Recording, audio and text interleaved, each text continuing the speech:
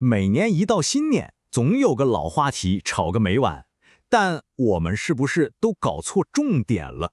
你知道吗？我们很多人就像堂吉诃德，总在跟一些想象出来的风车较劲儿。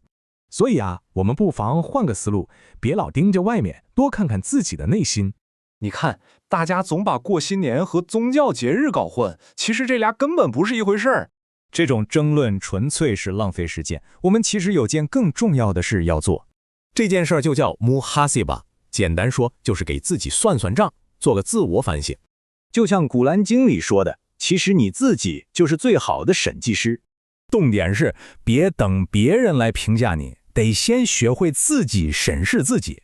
好，我们来玩个有意思的比喻，就把你的人生啊当成一家公司来看。每年年初你就拿到了一整年的资本，这笔资本呢，就是365天，每一天都是宝贵的硬通货。换句话说，你的口袋里每天都被放进了一枚珍贵的硬币，就看你怎么花了。那么问题来了，你的个人年度财报会是什么样的呢？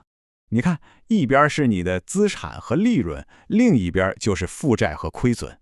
做生意嘛，账要是算不明白，结果只有一个：破产。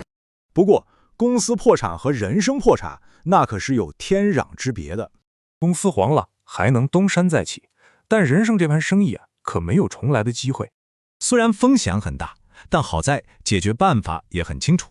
具体怎么做呢？就3步：审计过去，承认盈亏，然后规划未来。这里的未来不只是指来世，它也包括你的明天，你的下一个小时。而我们做这一切的最终目的，就是为了让这句话成真。